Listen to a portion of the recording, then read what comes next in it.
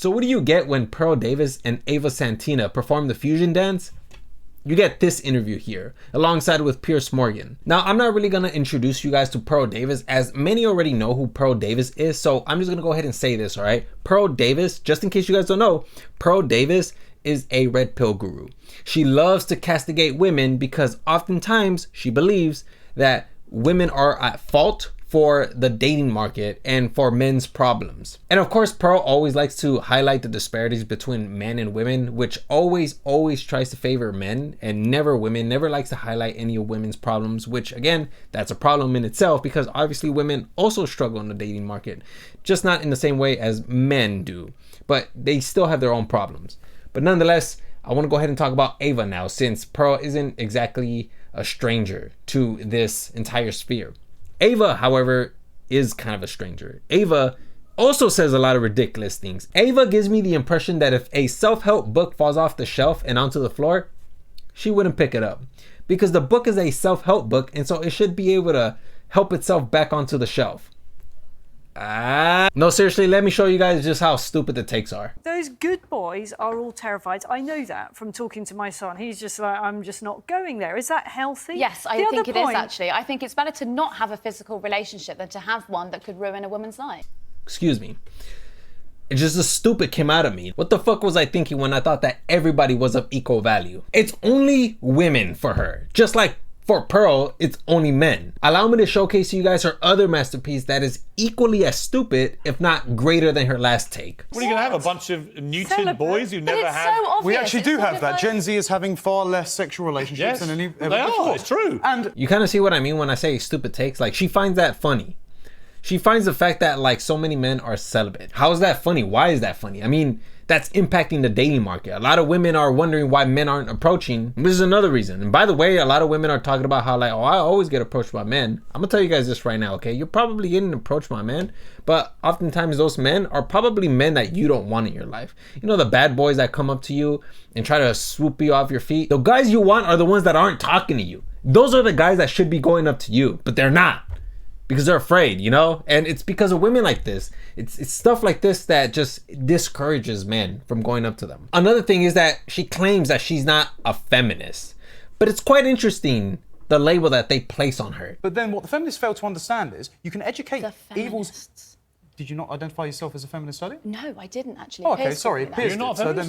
that's... But Piers labelled me. Actually, I called you a that. toxic feminist. Okay, then if that's my I'll take that. Yeah, of course. Now, I don't know if she's trying to throw in a bit of humor into the situation, but honestly, like, for me to find you funny, you have to have, like, won my favor already, which you have not. Based off of the takes that you've already given. I mean, you're laughing at men who are celibate, who are still virgins, who aren't going out there having intimacy with women, and you're saying that men should not get into relationships because women are the ones who are at most vulnerable. All right, man. Yeah, like I'm choosing not to find you funny because I already don't like what you have to say already. But nonetheless, dude, I do want to make you guys feel better and myself. So I found clips where they were nonetheless dunking on her. Found damage to gay people, among others, in our society, as well as women. Like and let me you explain ever very cared. quick.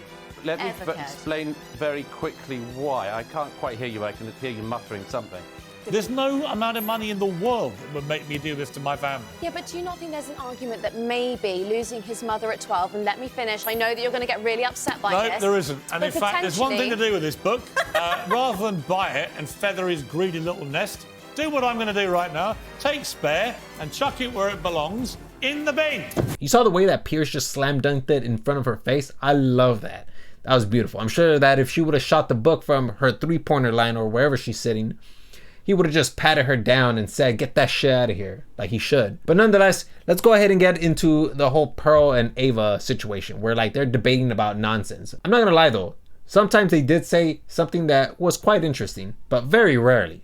So I want to go ahead and highlight this moment here where I thought it was quite interesting. They're talking about equal rights for women. I don't think men or women are equal until we do the equal work. So no, listen. Go apply to be on the oil rigs. Go be a plumber. Go be an electrician. Go be on the front lines of the military. And then we should have equal rights. But until feminists are willing to do that, I don't believe we should have the freedom without the responsibility. Okay, well, I don't think that I'm physically built for that. You might be, but I'm absolutely not. You said you were a volleyball. Wow. You said you were a volleyball player, and so you've got more strength than I do. I don't think but that I don't have more strength. I don't have more strength than the average man. I'm not going to take your right away to do it. I don't have more strength than the average man. First off, Pearl, women have many of the same rights as men here in the Western countries, like the US and some countries in Europe.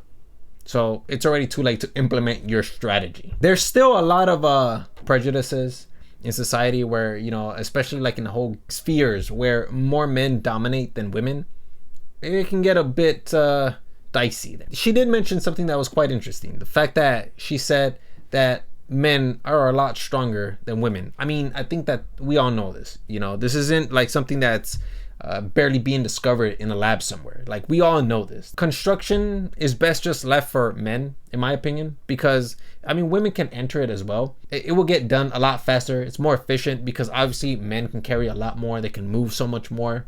So when it comes to like physical labor, I'm not even gonna hold women to that standard.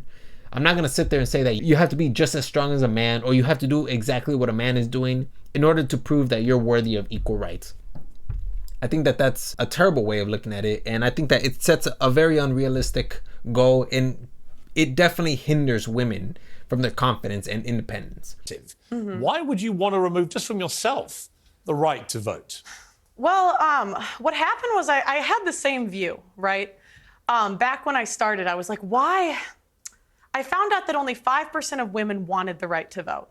And I couldn't figure out, like, why would women not? No, it's true. It's true. You look it up. At the time. At the time. Because they've been conditioned by men to think that they shouldn't have a vote. I mean, that's what they say. But, you know, I started reading their writings, right? And what I found out was that the reason a lot of women advocated for it was because they believed it was the beginning of the breakdown of the family. You know, before you became one in marriage, 85% of people were married. And, you know, I hate to say it, but they were right. What has happened 100 years later? Now, Pearl, in some way, she's right. When it was first passed as an amendment, 19th Amendment, back in the 1920s, I believe, there was a lot of opponents. And one of the arguments that was made was that it's going to break the family because politics is going to corrupt women. And so they didn't want women to be tainted by politics. And during that time as well, women who were opponents of the 19th Amendment, they also stated that, you know, it's a husband's role to determine or to make the decisions when it comes to political issues. And so this is why I kind of disagree with Pearl, because it seems to me like Pearl is she just wants to go back in time. But we can't do that because the arrow of time only points forward. We're 100 years ahead of that time. You're expecting us to go back 100 years of all the progress, all the fighting that our ancestors did, or not even, but the previous generations. You want us to undo 100 years of progression. Fuck that, dude. I'd rather just work with whatever we have right now, the tools that are present with us, rather than trying to build a time machine, because we can't go back in time. Doesn't the sanctity of marriage also rely on the woman being a virgin, so you wouldn't be able to get married? What do you mean? Well, you've spoken quite openly about how you're not a virgin, and so if you want to preserve that sanctity of marriage, then I just think that you're upholding standards that you don't actually live by. You know, and that's a fair complaint. I wish I was, but you know, we can't go back. I don't know what you want me to say. Now, this is where Pearl gets dunked on, like slam dunk. She gets owned and placed on a shelf behind glass because, oh my gosh, did Ava destroy her here. It's crazy how Pearl is always shaming other girls for that reason, for not being virgins, but she's not a virgin herself. And I don't know if you guys have seen Brittany Venti's video, but supposedly she wanted to participate in hookup culture, which is crazy, man. Pearl actually wanted to partake in hookup culture. But I swear to God, like, guys don't try to sleep with me. Really? like, I swear to God, I've been on a date and I would have been down, and he just never tried. I was like, oh, okay. I've been on a date, the guy didn't even touch me once. Yeah. He didn't touch me once, and I'm like, yeah. Hey, I don't really have guys approach me often. It could be the clothes. It seems like she barely knew him and wanted to hook up with him, but he didn't want to. So, according to Pearl, I guess we shouldn't be taking her advice, considering that she can't attract men even for casual encounters. And here's another thing too that she said. She's all like, I don't know what you want me to do. You want me to go back in time? Pearl, you keep talking about how you want to go back to the times when women were just subservient to the man. I mean, you just like, it seems to me like you're not even making the effort to want to go back in time. Right when you find the man you want to get married to, are you saying you will be with that man whatever happens the rest of your life? Yes, for the vows that we're supposed to live by. How do you know you can keep them? I mean, I think it's a choice. And that's the thing, like, women are so willing to leave marriages because they're not happy. This is not about happiness. The most important thing is the children. And the problem is we have a modern society where it's me, my feelings, leave when I feel like it, instead of doing what's best for the kid. Really, Pearl? You wouldn't want to leave the man if the man was abusing you emotionally, like psychologically, emotionally? Which, believe it or not, 80% of people in America feel like that's the case with either a boss, friends, or even in a relationship. There's always the conversation of, oh, you know, what's better, having a child in a 2-parent home system or a single-parent home system? And they're always talking about the nuclear family.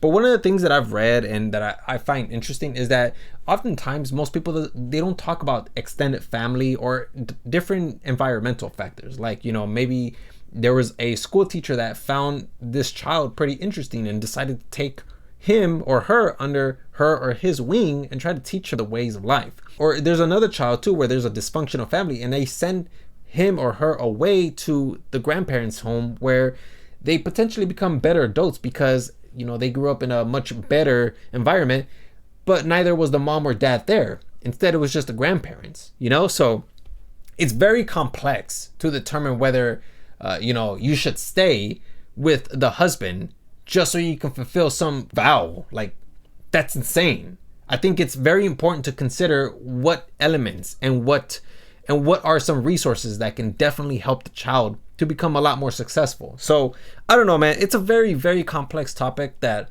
requires a lot of research. So I'm not really going to give too much of an opinion on that. But I will say that just remember, there's many, many more options than just being a nuclear family, than just having a mother and a father stay together. Yeah, I just wanted to go ahead and just give my thoughts on that because I thought it was pretty interesting. But nonetheless, yeah, that's all I have for you guys. And yeah, hopefully you guys learned something today.